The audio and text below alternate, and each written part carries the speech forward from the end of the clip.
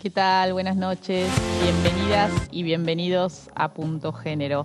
Mira, vamos a arrancar hoy el programa con el caso del jugador de fútbol Sebastián Villa. El viernes nos enteramos de la condena a 2 años y 1 mes de prisión por lesiones leves y amenazas que recibió. Sacó un comunicado de prensa del club anunciando que no va a formar más parte del plantel, va a seguir vinculado por el contrato que tiene en relación a sus entrenamientos. Y hoy se conoció que en la otra causa, que es por violencia sexual, acaba de ser elevada a juicio oral, con lo cual a lo largo de este año se tendrá novedades de cuándo se llevará adelante esa parte, ese juicio que tiene por una causa más grave. La pregunta que surge es, bueno, el club decidió separarlo, pero ¿qué pasa? ¿Qué más podría hacer el club? ¿Debe seguir vinculado? ¿Cómo se protege su derecho laboral? Porque finalmente es un jugador de fútbol profesional que trabaja. ¿Qué pasa cuando la violencia de género, como en este caso, en estas causas, no tienen que ver con su desempeño en el trabajo, no ocurrieron en su ámbito laboral, sino que ocurrieron en su vida privada? ¿Cuál tiene que ser la posición del empleador, en este caso el club? Pero ¿qué pasa en otros casos cuando el empleador es otra empresa, es otra compañía? Bueno, de eso vamos a hablar ahora. Ya estamos comunicadas con Cintia Bención, que es presidenta de la Asociación de Abogados y Abogadas Laboralistas y que me ayuda mucho a pensar sobre este tema. No es la primera vez que la consulto. ¿Cómo estás? Buenas noches. ¿Qué tal? Buenas noches, Mariana, ¿cómo estás? Bueno, al principio había mucha expectativa que iba a ser Boca, ¿no? Rápidamente sacó esta decisión, anunció esta decisión. ¿Te sorprendió? En principio me sorprendió gratamente porque es bueno saber que el club puede tomar una decisión que quizás atenta contra sus intereses económicos, privilegiando algo que entiende que en este momento y a partir de todos los avances en materia de derechos de las mujeres en nuestro país, ya no puede ser tolerado. Digamos, es cierto, como vos decías cuando presentabas la nota, que acá de alguna manera se enfrentan dos derechos de igual jerarquía. En primer lugar, el derecho de Villa como trabajador, como empleado, en este caso de un club de fútbol, y su derecho a conservar el trabajo, salvo que se dé alguna causal de las que están taxativamente enumeradas como aquellas que podrían hacer que él sea desvinculado del club. Y por supuesto, como nos pasa tantas veces, la causal haber cometido actos de violencia de género o haber sido condenado judicialmente, como en este caso, por hechos de violencia de género, no aparece como una de las causales de desvinculación laboral. Pero sí es cierto que cuando Argentina ratifica tratados internacionales y especialmente como lo hizo respecto del convenio 190 de la Organización Internacional del Trabajo, que es el convenio que exige que el Estado adopte todas las medidas para garantizar ambientes de trabajo libres de violencia, si bien el convenio apunta específicamente al ámbito laboral y a garantizar dentro del ámbito laboral justamente un ambiente sano y sin violencia ni acoso, también le dedica un párrafo especial a qué pasa cuando existen hechos de violencia que sufren las personas en el ámbito doméstico o fuera del ámbito laboral. Uno podría decir, bueno, pero esto se refiere exclusivamente a cuando la trabajadora es víctima, por ejemplo, de violencia doméstica. Pero desde una interpretación más general, la verdad que esto no es así. Si hay un compromiso del Estado y de todos los actores sociales, y esto incluye a los empleadores, a cualquier empresa, a los sindicatos, a las ONG, a erradicar la violencia, no se puede hacer oídos sordos y decir esto a nosotros no nos compete, es extralaboral, tiene que ver con lo que él hace en su casa o con su familia. Bueno, esto ya no es más tolerado. Digamos, el club debió hacer algo antes de esta condena, que no tiene que ver con desvincularlo, sino con pensar acciones de prevención para contribuir a este cambio cultural que no se cambia con una condena judicial, ni siquiera se cambia con la asistencia a un taller de capacitación en materia de género durante X cantidad de tiempo. Digamos, acá tiene que haber un compromiso mucho mayor, y más tratándose de un club de fútbol como es Boca Juniors, que decide sacarse una foto Sí. con el plantel, sosteniendo el cartel de Ni Una Menos, pero por otra parte teme una condena social y por eso en este caso toma la decisión, no exactamente de desvincularlo, sino de, digamos, dejarlo Sí, con fuera el del vínculo plantel, intacto, ¿no? Sí. Uy, se escucha muy mal mi Sí, voz. sí, sí. Ahí está, mejor. No, porque pensaba yo haciendo como el paralelismo con otro tipo, con otro empleo, ¿no? Con otro trabajador que trabaje, no sé, en una fábrica, que sea un operario, que tiene esta condena, que por supuesto no trascendería a los medios seguramente con la efervescencia que tiene este caso, y que tiene una pena que no es de cumplimiento efectiva, que es una pena condicional, como en este caso, porque es menor a 3 años. Y entonces, ¿qué haría la empresa, por ejemplo, en el caso de un operario? ¿Lo suspendería? Porque tampoco queremos que pierda el trabajo, ¿no? Digo, se genera como este debate, me parece como muy interesante para pensarlo. Quizás en el caso de Villa, como es un jugador de un plantel de primera división, de un club como Boca Junior, con la trascendencia que tiene, a veces uno dice, bueno, ¿cómo está jugando antes de la condena, ¿no? Que se planteó también ese debate cuando surgieron las denuncias al principio. ¿Tiene que jugar? No tiene que jugar, ¿no? Y uno diría, bueno, mientras tiene el juicio, el operario, ¿tiene que seguir yendo a la fábrica a cumplir con su horario y seguir cobrando su sueldo o qué, ¿no? Sí, quizás no son situaciones tan asimilables, la del trabajador normal de cualquier empresa privada o de cualquier empleo, de los regulares que tenemos las personas comunes, con lo que significa en términos simbólicos un Claro. jugador de fútbol, que tiene No, un no, grado de... totalmente. Pero me preguntaba por las tensiones que genera, pensando en otros casos. Bueno, a ver, lo que tiene que ver con los delitos tramita en la justicia penal y es ajeno al ámbito laboral. Pero sí es cierto que una persona denunciada por violencia de género, eh, si participa de un ámbito como es el ámbito laboral, debería el empleador, sabiendo esta situación, por supuesto conservarle el empleo, protegerle el empleo, porque no es una de las causales de extinción de un vínculo laboral, pese a que hubo casos en los que sí esto ocurrió. Pero sí la empresa, por proteger a la empresa e incluso por proteger al trabajador, debería implementar acciones para precisamente capacitar en la temática, Claro. sensibilizar, hacer talleres de reflexión sobre este tema. No puede hacer de cuenta que no pasa nada, porque lo que pasa dejó de ser algo privado. Y esto tiene que ver justamente con todas las leyes que tenemos que expresamente dicen la violencia de género no es más un tema privado, es un tema del cual se tiene que ocupar el Estado y todos los factores sociales. Muchísimas gracias, Cintia, como siempre trayéndonos claridad sobre este tema y ayudándonos a pensar. Nosotras y nosotros nos vamos a una pausa y enseguida volvemos con más Punto Género. No te vayas.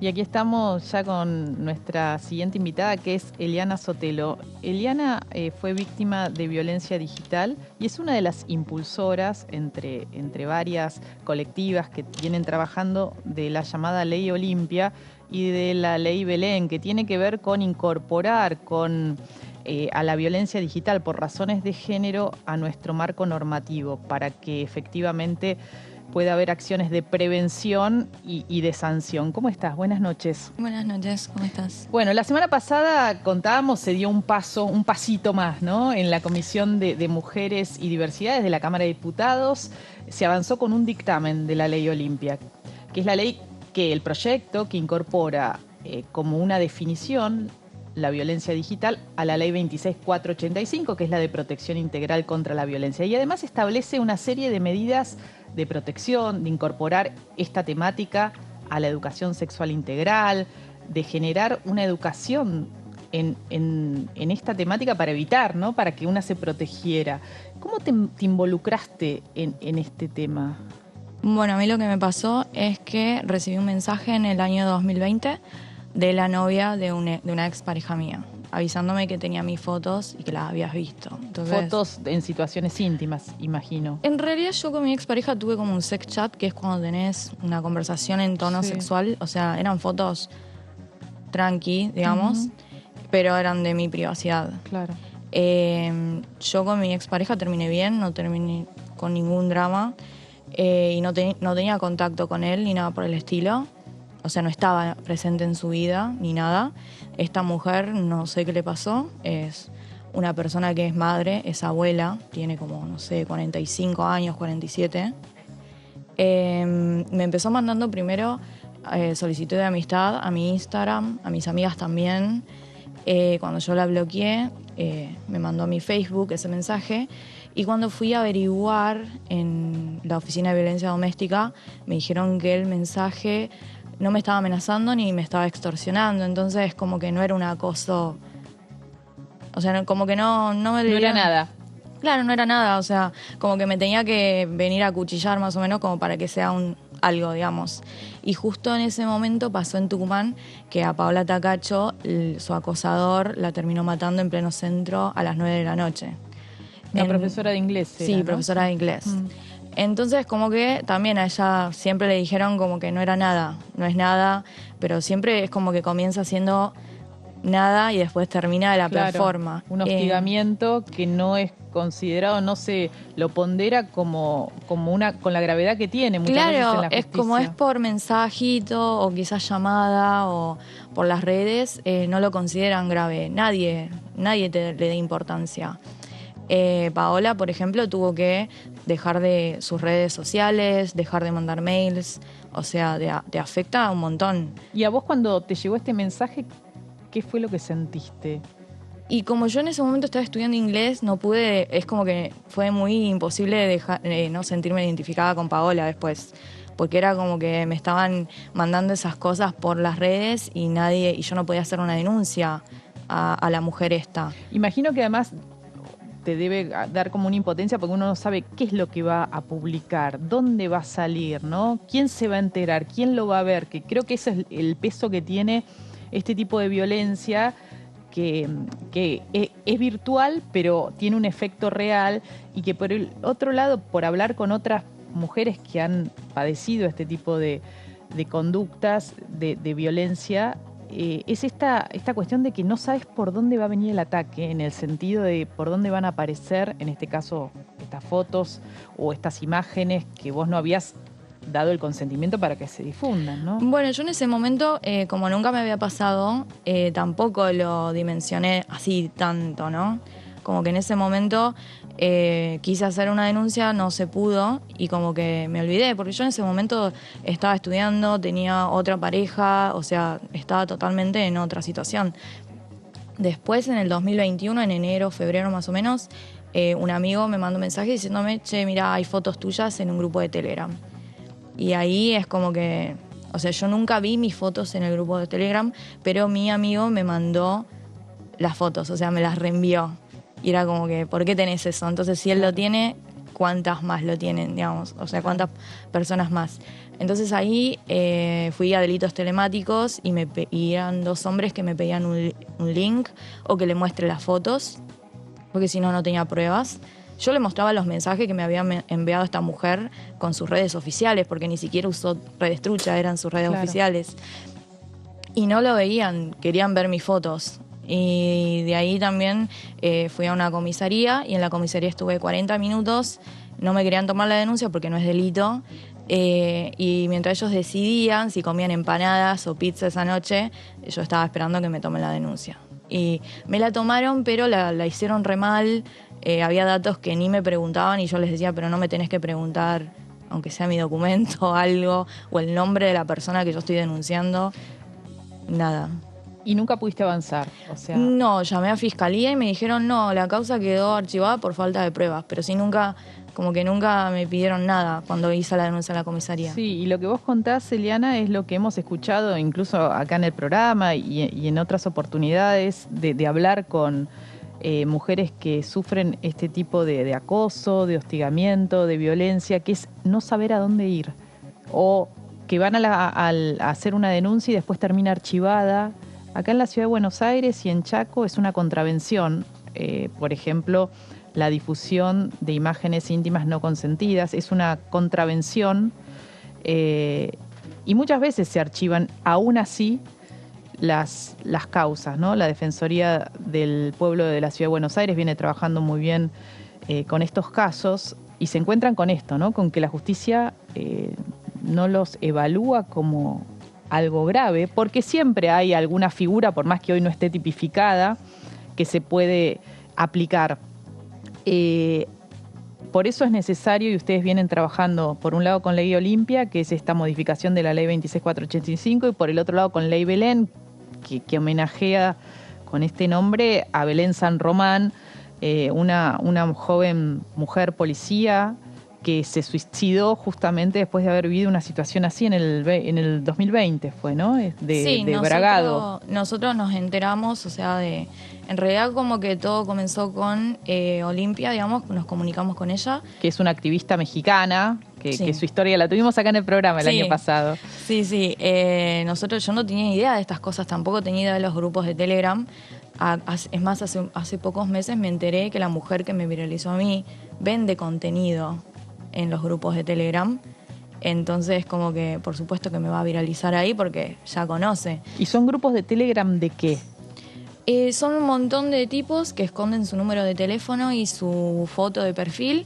Entonces están como, o sea, anónimos y suben fotos tuyas, ya sean fotos íntimas o fotos que te sacaron sin que vos te enteres, o videos o cosas que vos le compartiste, o también incluso pueden sacar si vos tenés una foto en bikini en tu Instagram, la sacan, o sea, la hacen print. Unos pajeros bárbaros. Sí, la sexualizan, lo que sea, y ponen tus datos, dónde trabajás, dónde estudiás, dónde vivís, tu nombre, apellido, tus redes. Ahora lo que están haciendo, porque yo dejé de ver los grupos de Telegram porque ya me hacía mal, claro, me imagino, en determinado punto, pero ahora los volví a ver y ahora lo que hacen es que si alguna chica habla en sus estados sobre los grupos, lo que hacen es bajarte la cuenta, porque son como 4.000 en esos grupos. 6.000, te denuncian la cuenta, te la bajan y encima entran a tus redes, ven quién es tu mamá, tu papá, tu hermano, tu tío, y si tienen contenido tuyo que le pasaron o como sea que lo hayan conseguido, se lo mandan a tus familiares. Así vos te calles la boca. Y no hay forma hoy de accionar contra estos grupos. ¿Qué pasó con el grupo donde se difundieron tus Los cierran por miedo. O sea, los cierran por miedo. No porque alguien porque alguien los obligue a que los cierren, o sea, o que la justicia haga que los cierran. Los cierran por miedo, pero después vuelven a crear más y más. En el grupo que te estoy hablando, que vi ese tipo de amenazas hace poquito, tiene como 4.000 personas, son todos de Tucumán. Y se están organizando, cada vez se organizan más. Es como que piensan que están haciendo algo bien, digamos, como que está en su derecho a hacerlo. El último grupo, que era uno de Poringa, porque Poringa es una página porno que está en internet y también tiene grupo de WhatsApp. Y cada provincia de la Argentina tiene un grupo de Telegram, digo. Cada provincia tiene un grupo de Telegram donde pasan contenido de mujeres de esa provincia. Wow.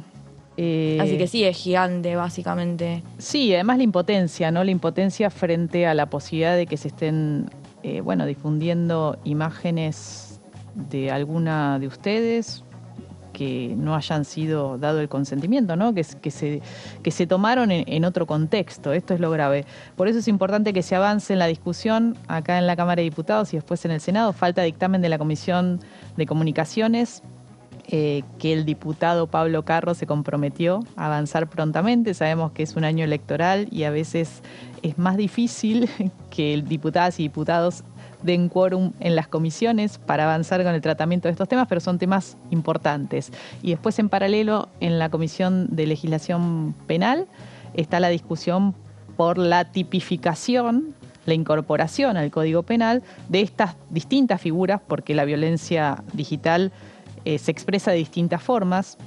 Una es esta, la de la difusión no consentida de imágenes íntimas, pero también está el hostigamiento. Y esa discusión todavía no se abrió en legislación penal que tiene que tratar este proyecto que lleva el nombre de Belén San Román. Muchas gracias, Eliana. Gracias a vos. Bueno, y nosotros seguimos de esta forma. Vamos a hablar del programa de gestión menstrual que lanzó la ministra de Mujeres, Géneros y Diversidades, Ayelén Massina, hace unos días y que tanto revuelo generó en algunos programas de televisión.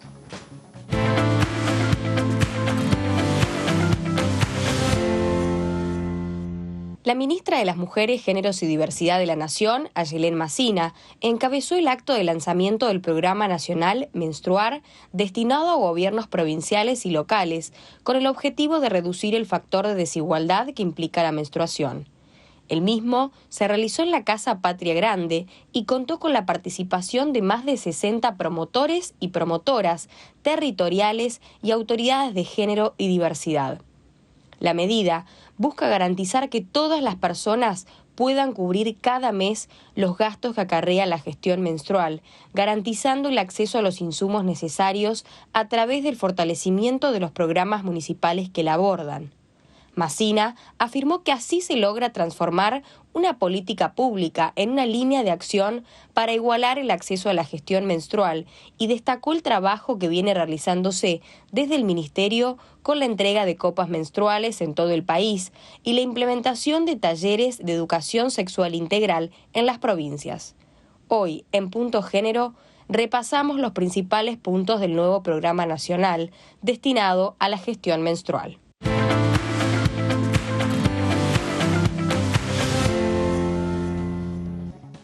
Y para hablar de este tema estamos con Paulina Calderón, que ella es secretaria de Políticas de Igualdad y Diversidad del Ministerio de Mujeres, Géneros y Diversidad de la Nación. ¿Cómo estás, Paulina? Gracias por venir. No, muchas gracias a ustedes por la invitación. ¿Les sorprendió los comentarios despectivos, con mucha sorna, burlones en relación a este anuncio? No nos sorprendió, pero sí de alguna manera entristecen un poco, ¿no? Pensar que hay todavía personas a las cuales evidentemente hablar de menstruación incomoda, da vergüenza y se burlan, ¿no? de un hecho que es fisiológico, que se convierte en política pública, porque digo, no solo a nivel nacional, que es la idea de este programa, sino que lo que viene a hacer este programa precisamente es abrazar todas las distintas políticas que hay en los territorios, porque a nivel local y a nivel provincial hay varias líneas de acción, que también allá por el 2020 hubo como un foro de justicia menstrual llamado así, donde también recibió bastantes tiroteos de burlas en su momento, que van a crear el Ministerio de la Menstruación y un montón de cosas más. Pero bueno, realmente eso fue el puntapié que a quienes estábamos en las provincias nos sirvió para iniciar alguna acción en relación a la menstruación. Porque entendemos que es un factor de desigualdad, no solo por el factor económico, que sabemos que también es significativo. Hoy una persona que gestiona su menstruación con toallitas desechables tiene un costo anual de aproximadamente 11.000 pesos y ese dato es a marzo, digamos, de este año. O sea, que ahora mayo... Claro, lo que pesa la inflación, lo que va multiplicando. Tal cual, puede ser un poquito más. Y si la gestiona además con tampones, que son como los dos productos que sabemos que tienen mayor alcance, se aumenta esto, ¿no? Llega casi a los 12.000 y pico. Claro, porque hay que pensar que en algunos hogares, sabemos que la mitad de la población en Argentina está por debajo de la línea de pobreza, hay que pensar eso, y entonces hay mujeres que tienen que optar entre comprar toallitas o darle de comer a sus hijos, ¿no? Y muchas veces las adolescentes lo que sucede es que no van al colegio, no van a la escuela en esos días por temor a mancharse, porque no tienen algo adecuado para utilizar como una toallita o algodón o lo que fuera, no pudieron comprarlo, ¿no? Estamos hablando de esa desigualdad, de lo que significa algo que hasta hace muy poco no se hablaba. Sí, además, como vos decís, sabemos que también en Argentina la pobreza de 10, 7 son mujeres, ¿no? Esto que también se habla de la feminización de la pobreza o que acceden a trabajos más precarios, ¿no? O con menos franja horaria, más informales también, ¿no? Entonces, bueno, eso es lo que hace precisamente que este costo además tenga ese extra. Además, un costo que no podemos elegir, de decir, bueno, un mes no lo no lo hago a este gasto, digamos. Esto es Todos durante los 40 meses. años, exactamente, 13 ciclos al año, y la verdad que entendemos que también es no conocer los territorios. Nosotras que venimos de una provincia, bueno, del interior del país, San Luis, claramente, hay departamentos, incluso en mi provincia, que tampoco tienen ni siquiera una farmacia. Entonces también es conocer que la copita o estos productos que nosotras tratamos de promover, porque son mucho más amigables con la salud, con la economía, con el medio ambiente, tienen otros impactos que además es un producto al cual no se accede en ciertos lugares, ¿no? Esto vale decirlo, no sé, por decir un ejemplo, Villa de la Quebrada, una ciudad chiquita que hay en el departamento de Belgrano, en San Luis, donde, como te digo, no había farmacia, es decir, que las chicas accedían a lo que el almacenero les vendiera, al precio que les vendiera, ¿no? Y porque tampoco son productos que se distribuyan ni en los espacios de salud, ni en las escuelas. Y también conocemos muchísimas docentes y docentes en el programa que se armó en la provincia, que realmente el acceso a esos productos a veces iba de la maestra, ¿no? ¿Quién era? ¿Y en qué consiste puntualmente este programa? ¿Y qué es lo que se está haciendo para favorecer el acceso a quienes no pueden comprarlo? Sí, allá por el año 2022 el Ministerio empezó a repartir de alguna manera las copitas y a generar capacitaciones o sensibilizaciones con las promotoras territoriales a través de los gobiernos municipales principalmente. Más de 30 gobiernos municipales se han visitado en estos años con una línea, lo que era una línea de gestión menstrual, y se han entregado más de 11.000 copitas. Con la intención también de acceder a la información, ¿no? Esto también decimos siempre, desde el deseo, desde la libertad de tener la información, saber qué productos hay disponibles y con cuál quiero gestionar mi menstruación, ¿no? Y hay distintas provincias que ya están llevando sus propios programas adelante, incluso acercándole este tipo de productos a mujeres que están privadas de su libertad, Exacto. por ejemplo, y en los barrios más vulnerables. Exactamente, hay incluso propuestas legislativas, ya hay 5 provincias que tienen leyes de líneas de gestión menstrual. Bueno, a nivel nacional sabemos que hay más de 15 proyectos dando vuelta. Y también, ¿no?, algunos tienen que ver con quitar el IVA o con el acceso gratuito en ciertos sectores vulnerables o en las escuelas incluso, bueno, eso también es interesante, el trabajo que vienen haciendo los distintos ministerios, y ahí también la idea era articular con este programa. Por ejemplo, Economía ha conseguido que en precios justos más de 36 productos de los desechables, pero estos productos estén en precio justo, y esto hasta hace, no sé, 2 o 3 años esto no era así. Entonces, bueno, también el Ministerio de Salud viene trabajando en una línea para también, de alguna manera, capacitar y demás a los efectores de salud con los distintos productos de gestión menstrual, pero también haciendo hincapié en la copita como un producto que digamos, es bueno para nuestra salud. Para ir cerrando, contame de alguna experiencia que hayas tenido ahí en territorio en San Luis cuando recorrían con el programa, que fue un programa de uno de los pioneros, ¿no? Cuando la ministra todavía no era ministra de Nación, sino que estaba a cargo del área de géneros y diversidades en la provincia de San Luis. Bueno, yo creo que el programa de San Luis, que se llama Yo Menstruo, porque bueno, también tiene que ver con ponerle los nombres que corresponden, ¿no? y romper los estigmas que tiene la menstruación, fue muy simbólico porque además está en una franja etaria muy particular, es para entre 11 y 15 años, porque realmente creíamos, o que seguimos creyendo, ¿no?, que el cambio tenía que producirse generacionalmente, el cambio en la gestión de la menstruación. Y bueno, y en ese caso lo que hicimos fue también formar circuladoras, que le llamamos de alguna manera, le llamamos circuladoras precisamente porque era trabajar en círculo, ¿no? O sea, y esas circuladoras fueron la mayoría docentes, las agentes sanitarias, las mismas chicas o chicas que estaban en los programas de juventud de los distintos ministerios. Entonces, bueno, lo que permitió de alguna manera fue acompañar también esos procesos. Utilizar una copita a veces no es una decisión de listo ya, sino que también lleva su tiempo, y aprender a usarla adecuadamente también lleva su tiempo. Entonces, bueno, acompañamos ese proceso, intentamos también trabajar con las familias de esas personitas, porque la verdad que eran pequeñas algunas, y que se estaban animando a hablar del tema por primera vez, que también creo que esa es una de las claves del programa, y en eso el Ministerio de Nación también lo ha hecho muy bien, es el acceso a la información. Me parece que es clave, y también el Ministerio de Educación a través de ESI ha generado algunos cuadernillos para docentes y para estudiantes que tienen en cuenta lo que se llama la educación menstrual, ¿no? Que no se reduzca solamente al ciclo de las mujeres, ¿no? y asociado a la reproducción, sino que también esté asociado principalmente a una mirada más integral de la menstruación. Muchísimas gracias, muchísimas por gracias a traernos ustedes. Información sobre este programa que generó tanto ruido, ¿no? Todavía cuánto prejuicio y cuánta desinformación hay en torno a la menstruación, que hasta hace no mucho aparecían las publicidades de color azul, ¿no? Ni siquiera la sangre roja, y bueno, con tantos eufemismos como la hemos llamado desde nuestras adolescencias. Nos vamos a una breve pausa y ya volvemos con más Punto Género.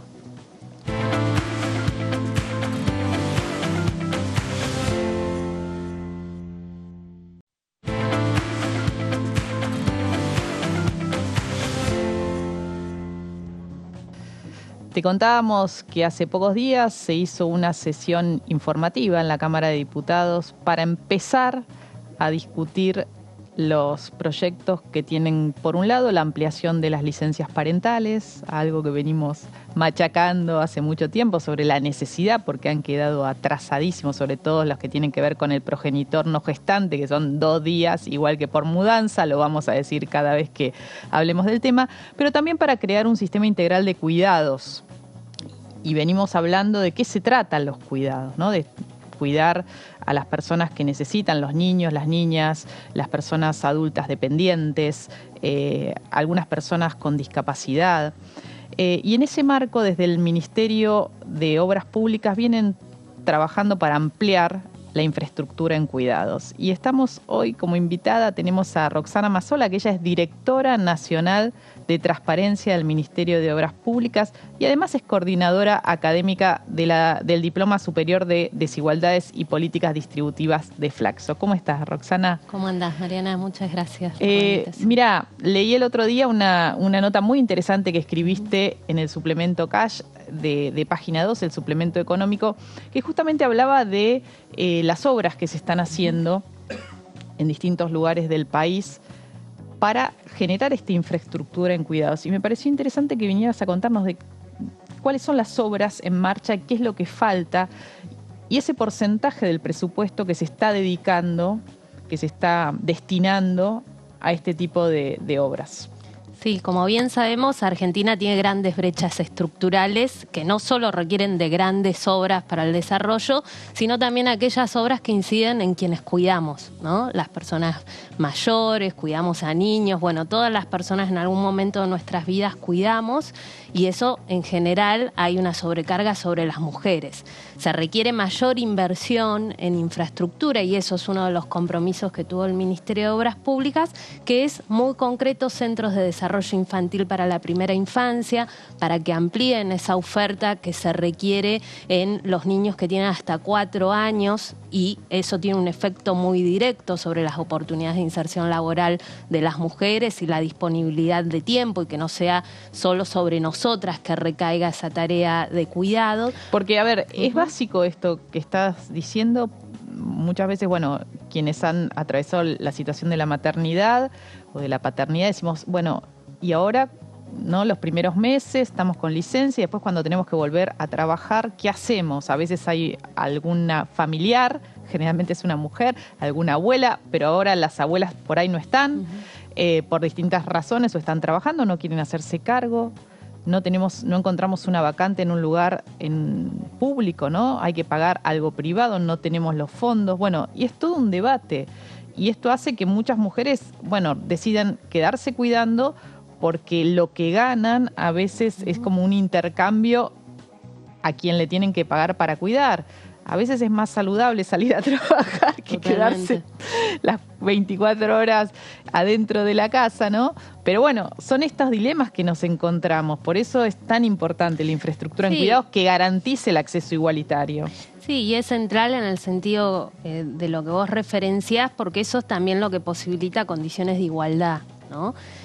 Hoy Argentina, pensemos que la población que está en la primera infancia, aproximadamente un 30% accede los chiquitos más pequeños a oferta y muchas veces se cuida dentro del hogar, ¿no? Como se puede o se tiene que pagar ese Y esto porque cuidado. no hay vacantes. Porque no hay vacantes, porque no hay oferta suficiente, porque en general los sectores más vulnerables son quienes no acceden a esta oferta. Entonces, hoy el Ministerio está construyendo más de 370 centros de desarrollo infantil en todo el territorio nacional y sobre todo en el Gran Norte argentino. Ese es un tipo de obra. ¿Y se van a terminar cuidado. antes de fin de año?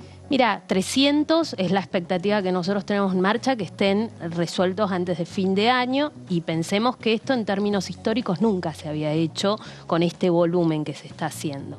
En tipologías de infra del cuidado, que son espacios para personas mayores, espacios para la primera infancia, centros territoriales de género y diversidad, infraestructura sanitaria que se está fortaleciendo, son más de 600 obras que se están haciendo en todo el país, que hoy son 1 de cada 10 obras que tiene el Ministerio de Obras Públicas en marcha.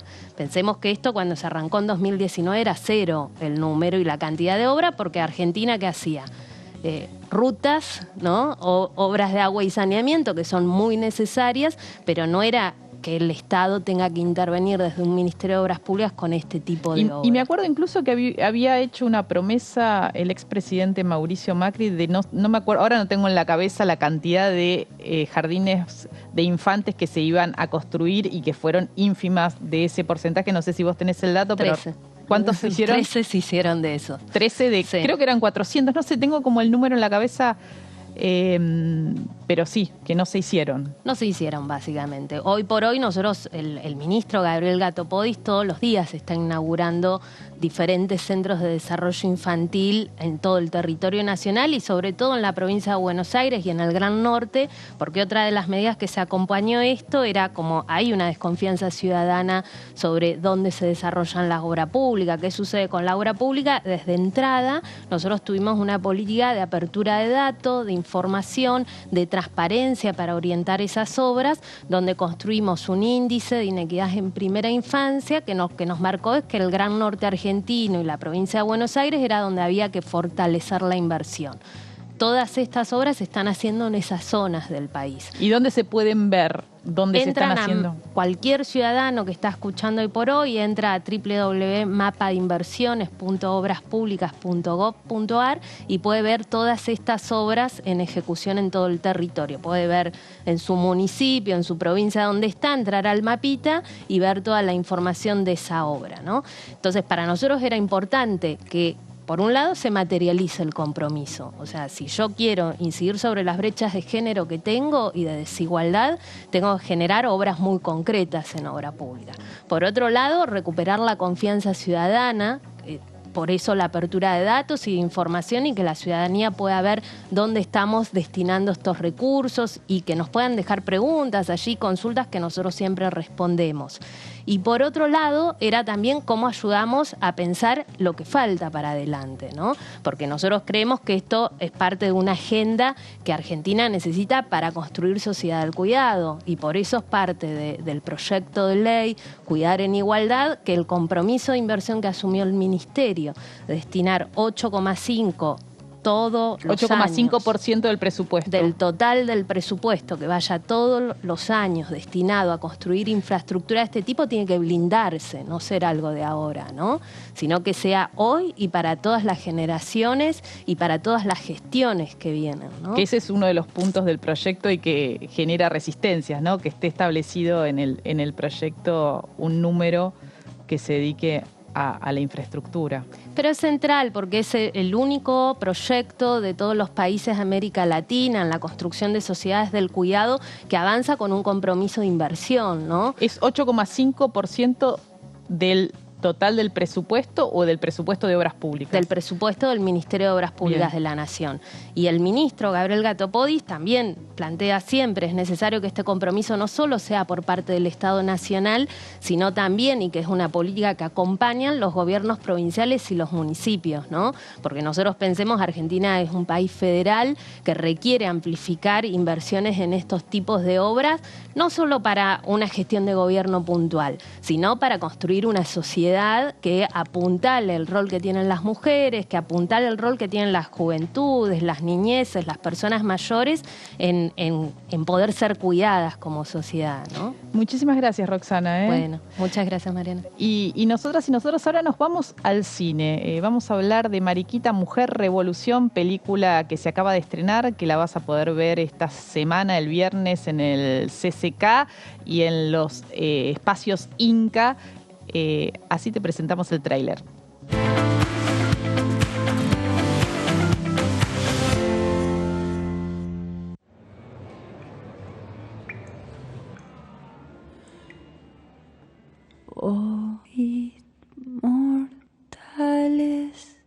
La primera vez que escuché el nombre de Mariquita fue en el colegio. Ahí me enseñaron que en su casa se hacían tertulias y que ahí ella cantó el himno por primera vez. ¿Por qué Mariquita se convierte en la protagonista simbólica de una escena patriótica? ¿Cuál es el secreto detrás de esta mujer?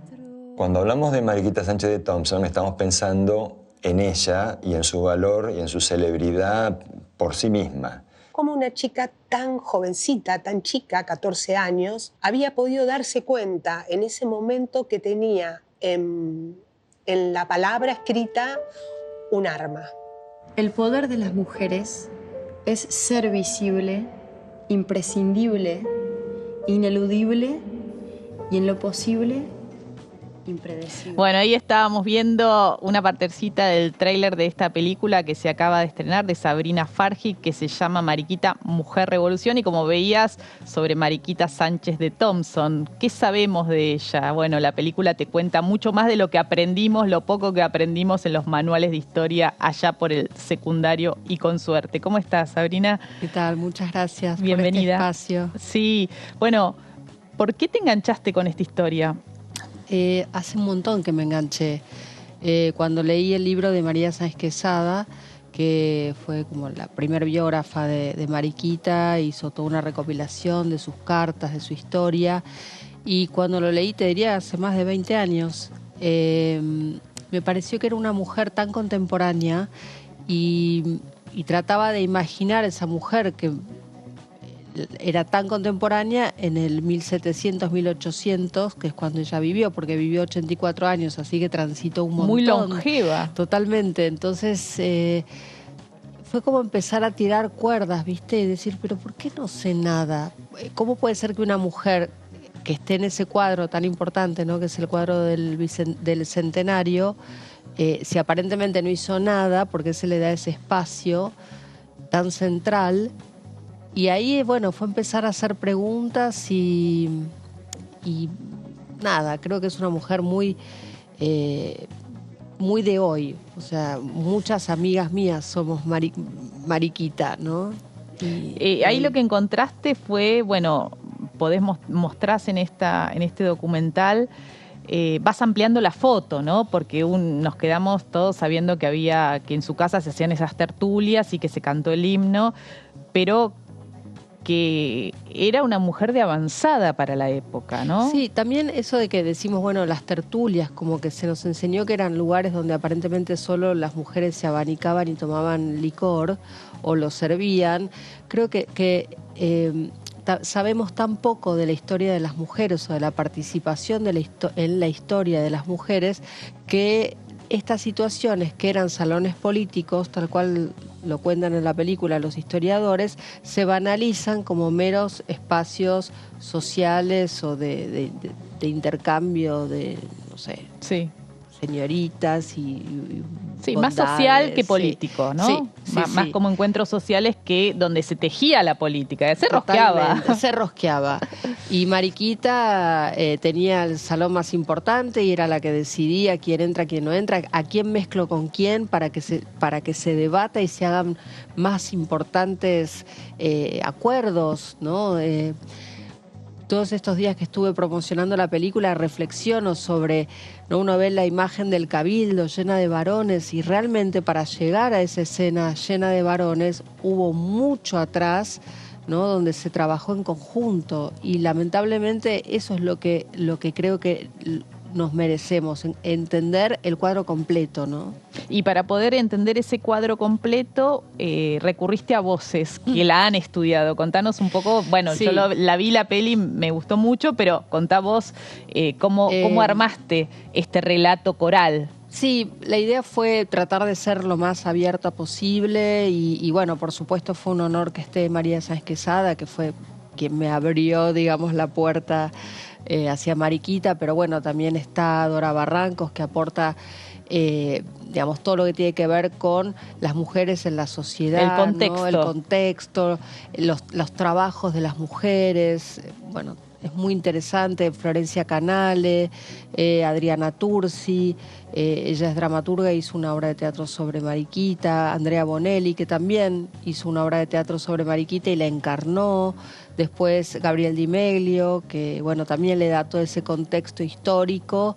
Y Patricio López Méndez, que fue quien curó y rearmó en la casa de ella, que está en San Isidro, con el mobiliario original. Y vemos ahí a una cara muy joven que viene de otro palo de la música, ¿no? Sí. Que elegiste para personificarla en esta docuficción, ¿no? Sí, que es Zoe Gotuso y que hace una versión del himno muy hermosa, porque todo el tiempo estamos jugando, ¿no? con la idea de que sabemos tan poco de Mariquita o hay tanta poca imagen sobre ella que era muy necesario poderla traer a hoy con una imagen más actual. O sea, la imagen que conocemos es la de el daguerrotipo y ella ya está muy mayor, entonces me parecía que si ella es tan actual, no podíamos quedarnos con esa imagen de dama antigua, ¿no? Y Zoe tiene una imagen tan contemporánea y bueno, y también Mayra, ¿no? Mayra Bonard, que es Mariquita ya en la adultez, y son dos actrices fantásticas y creo que fue un gran acierto poderla traer a Mariquita a hoy. ¿Dónde se puede ver ahora Mariquita, Mujer Revolución? Mariquita se puede ver en el Centro Cultural Kirchner todos los viernes a las 19 horas con entrada libre y gratuita, y que es como un doble combo porque después cada viernes va a haber una de las historiadoras que están aquí. Este viernes va a estar Florencia Canale, pero después va a estar Adriana Tursi, Dora Barrancos. Es un programón. Programón. Entonces, viernes a las 19 hay que reservar antes la entrada o ir directamente. Se puede ir directamente y un ratito antes. Un ratito antes. La sala es hermosa, todo el centro cultural es fantástico, pero nada, se llega y hay capacidad suficiente, así que nos vemos ahí. Bien, ¿y espacios incas también? Sí, vamos a estar en los espacios incas de todo el país, pero eso me voy enterando de a poquito. Okay. Sé que el próximo, el 20, va a ser en San Rafael, en Mendoza. Así que bueno, ahí... Bueno, tiene redes la peli, sí, ¿no? Tiene para redes. Para ir viendo dónde se la puede ver. Sí, tiene redes, que es mariquita.documental, así que ahí vamos avisando todas las funciones que hay. Bueno, ahí tienen la invitación, entonces, primero para este viernes, quienes anden por la ciudad de Buenos Aires y sus alrededores, en el Centro Cultural Kirchner, que siempre hay un montón de cosas súper interesantes para ver, si uno va un rato antes o se queda un rato después.